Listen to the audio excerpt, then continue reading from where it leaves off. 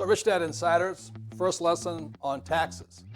And again, how it makes these guys poor, but it makes people like me richer. When you look at a financial statement,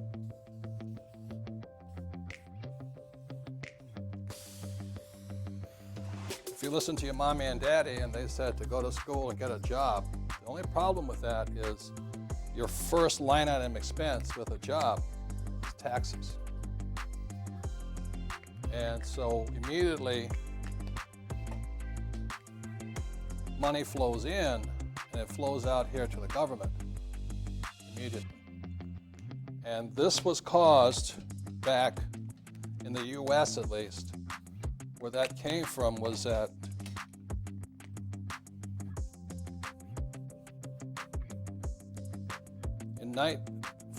up until 1943,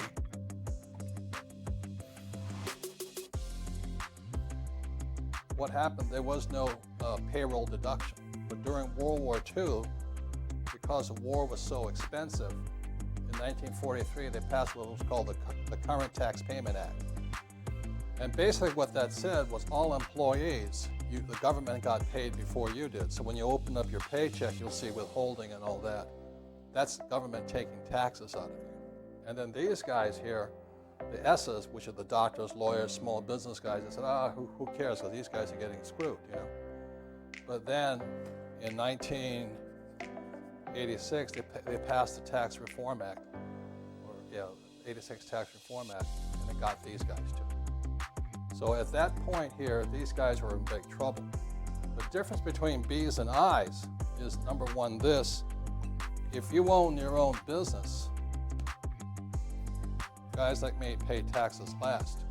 So that's a very, very big difference, is where what I'm doing in here is I'm spending like a wild man. My car payments, if I have a kid, babysitting fees, all these things, I'm spending to reduce my taxable income. So I'll pay taxes last. The other way a guy like me pays less taxes, if my income is coming from this side, I'm avoiding the taxes again. So this whole thing here is that one of the worst things you can say to somebody is go to school and get a job, because you're screwed. And that's basically it. This whole thing right there. The more money you make, the more tax you pay. On this side, the more money I make, the less tax I pay. And if I invest from the I side, many of you know, I can make, let's say, $1 million and pay 0 taxes. But that's a whole nother subject. So anyway, taxes are your number one expense.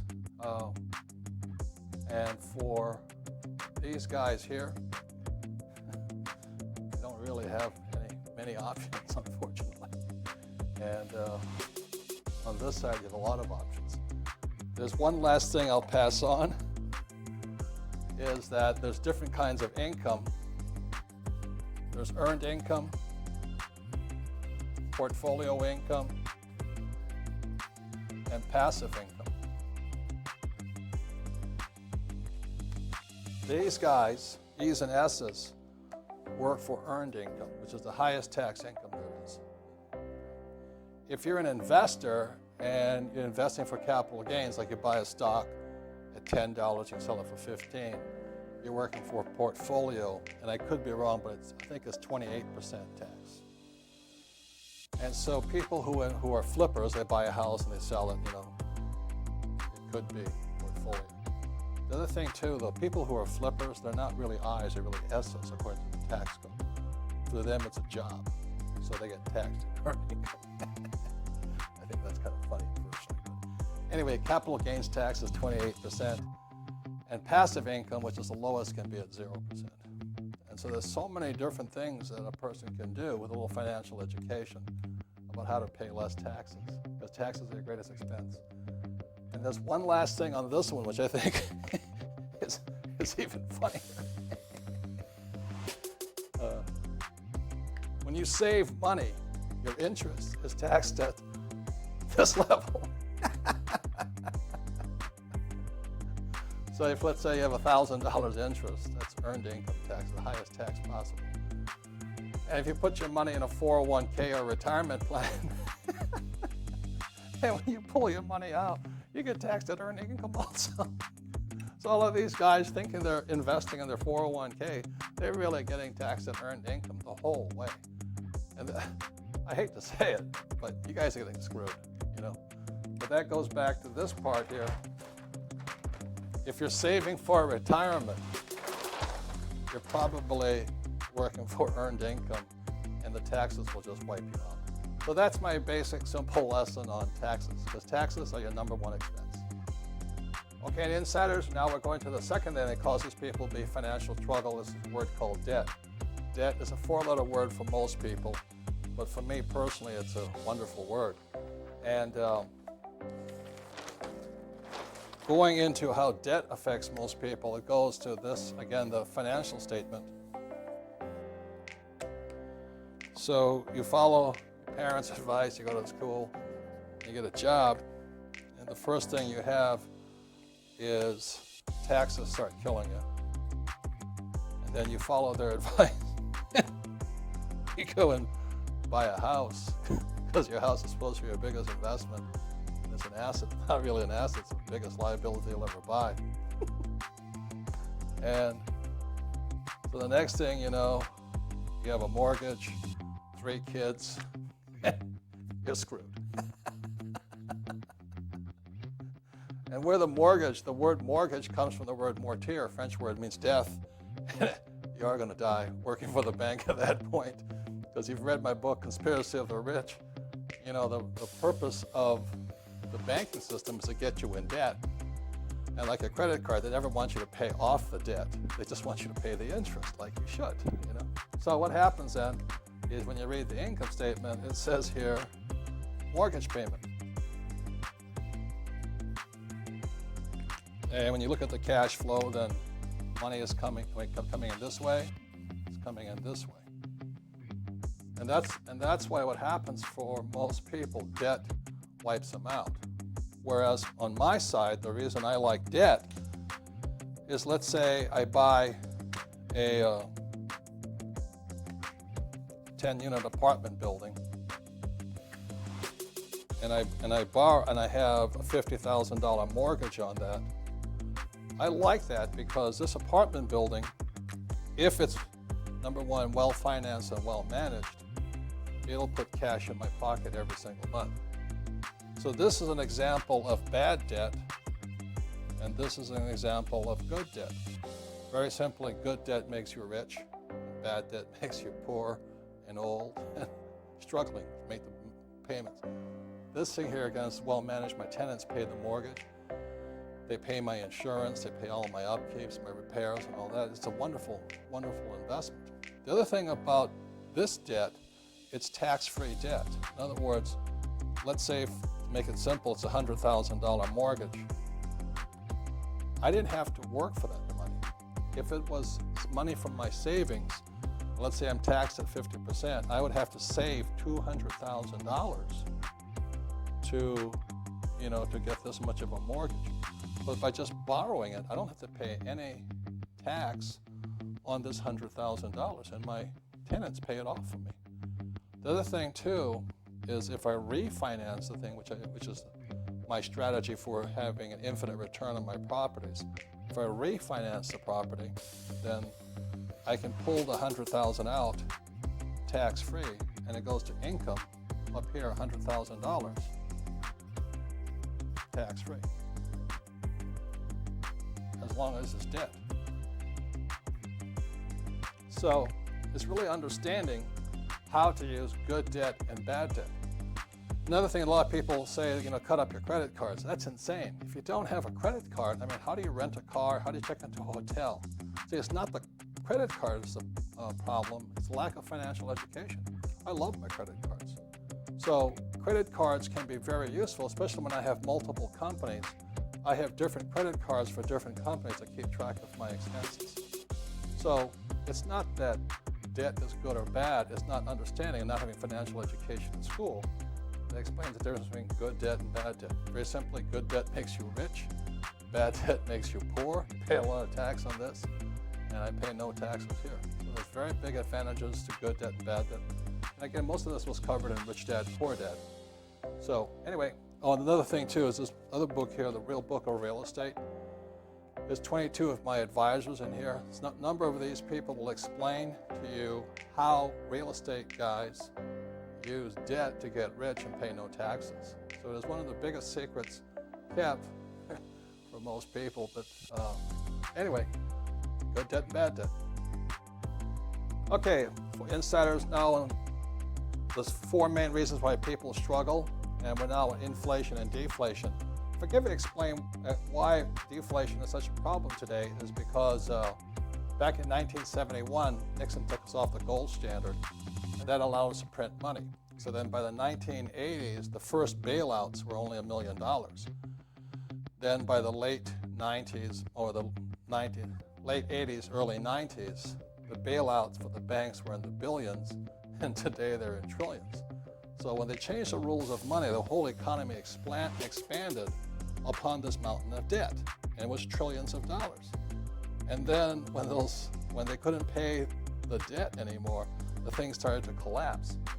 So right now, the Federal Reserve, which is Bernanke and Obama and Geithner and those guys, they're terrified of deflation. Deflation is much more devastating than inflation. So what's happening today in the economy is they're printing trillions of dollars trying to reflate this bubble that's collapsing them. So there's people right now fighting deflation, and deflation will show up in your housing values going down, or that that Porsche you bought for $120,000 is only worth $50,000 now. That's called deflation. And people just don't have any money because they're just trying to hang on to their dollars, so prices keep dropping. So what they're trying to do is inflate the economy.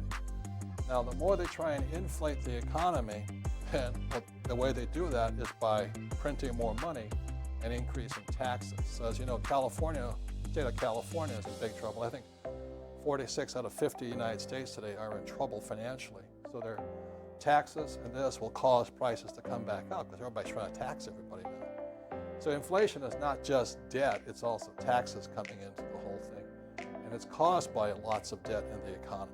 So what happens to the average person, it shows up in gas prices going up, number one, then food prices, and generally costs of living things go up. What's going to happen in the near future, my prediction is because as oil gets more expensive, oil produces fertilizer. And as fertilizer gets more expensive, it makes food more expensive. And then as food gets more expensive, then people get hungrier, and it goes into famine. And then when you have famine, you have rioting, which is the good news. Not really. But I'm just saying, this whole thing is a major, major, major economic battle right now. So very simply, the way I use inflation to my advantage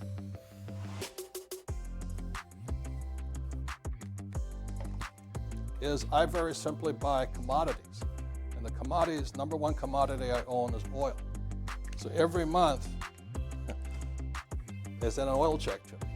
As I'm talking right now, this is the end of June 2009. I'm drilling another oil well in Louisiana, and we're about 5,000 feet away from striking. So every month, more money comes into my pocket, and this is tax assisted, should I say, income, because they give me a tax break because my poor oil well is going empty. So it's called a depletion allowance. So let's say I get $10,000 and they'll give me a tax break for it. And I also have gold, silver, and copper. I have a copper mine in production right now. So these are the things I look at, and if oil hits $140 a barrel again, I'll go back to church and say, thank you, God, it's wonderful. But now, unfortunately, it kills everybody else.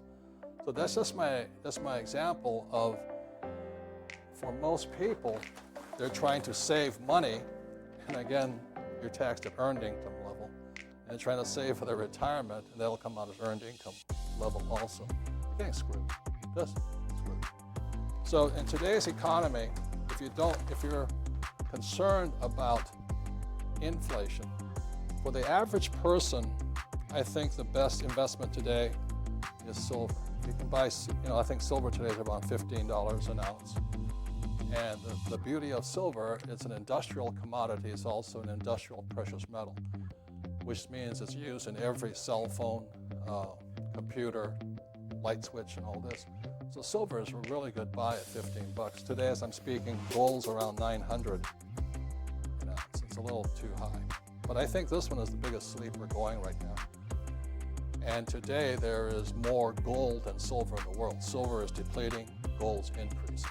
So if you want to take advantage of the potential of inflation, we all know it's coming, just don't know when, I think it's silver.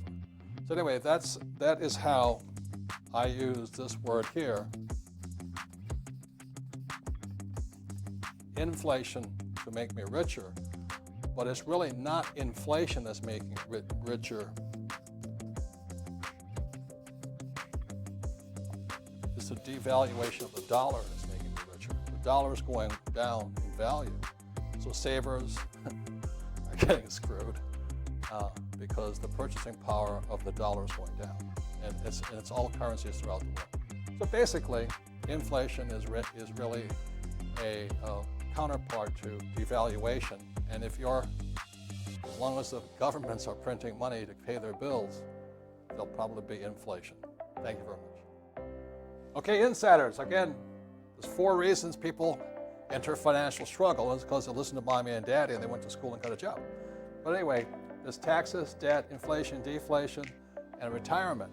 Now, that's for these guys here, because on the E and the S side, they work for money. On this side of the quadrant, we learn to have money work for us. So on this side, since you're working for money, you hand your money over to one of those crooks, financial planners, who will then take your money and lose it for you. I think you can lose your own money. You're capable of that. But the trick is, on this side of the quadrant, it's life and death, man. If you're not good with money, you don't eat. On this side, you still have a job. So there's good things to say about each one. And the other thing was, what happened was that retirement really became a major issue in 1974 when the U.S.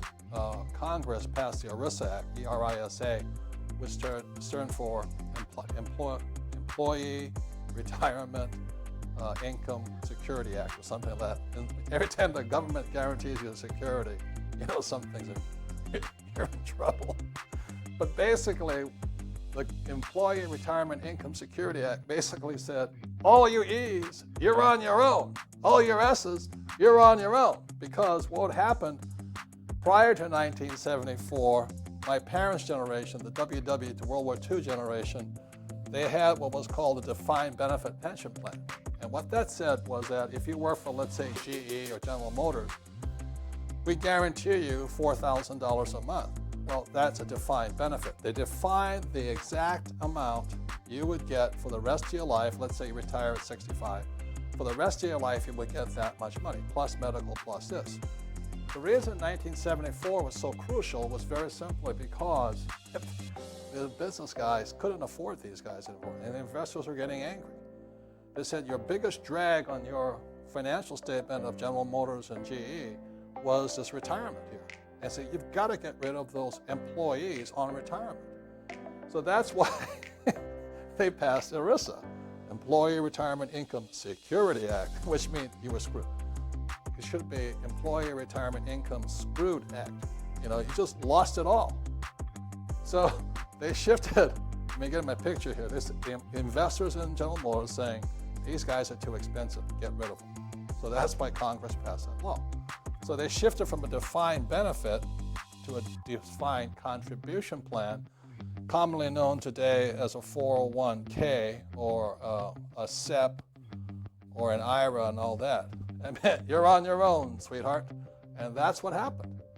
So that's why for the these guys here, it is a major chunk of cash every month going out of their paycheck because they got to CYA it, cover your annual expenses. But if you're successful on this side, you don't need one of these things. If you're incompetent with money, then you need one of these things. So that's why it became one of the biggest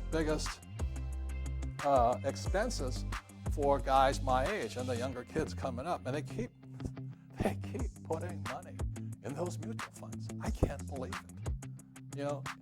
Put your money save money and invest, well-diversified portfolio of mutual funds. I mean, you've got to be kidding. The longer you leave your money in the stock market, the greater your chances of losing that money. You know, someday you'll lose it all. It's like going to Las Vegas with $1 million and sit at the table and say, I'm going to stay here until I get all my money back. Well, the only people that get your money is Las Vegas. So that's why when they say to these poor guys on this side, put your money in a mutual fund, it's like sitting at the table at Las Vegas. You're eventually going to they're going to clip your money slowly but surely, every single month. Because the problem, and most of you already know this because this has been my rant for years, if you put your money in mutual funds, you take 100%, you put 100% of the money, you take 100% of the risk, and you only get 20% of the returns if there's any returns. I mean, that is horrible. And the reason they're getting you is a thing called expenses. And a mutual fund doesn't have to tell you what those expenses are. They just clip it every single month. So you've got to be a real moron and read Money Magazine and Kiplinger and those guys, Smart Money, because you're being screwed. So that's why for these guys with a regular retirement plan in mutual funds, and that includes REITs, REITs, real estate investment trusts, they're just taking the money in fees all the time. So that's really one of the biggest problems. Another big problem I already said with saving for retirement, if you save money, the interest you earn on your savings is earned income, which is the highest taxed income of all, and your 401k is earned income. Again, the most highest taxed of all incomes. It's insanity. But they don't tell people. They just put your money in this thing and you can get taxed to death. And the reason they don't mind if it comes out as earned income is because every financial planner will say this to you. Your income will go down when you retire. So what a financial planner is planning for your future is for you to be poor when you retire. That's the only reason your income will go down. So if you're planning on being poor, this is a great plan. At 65, yes, I went to college, I worked hard, and I'm poor.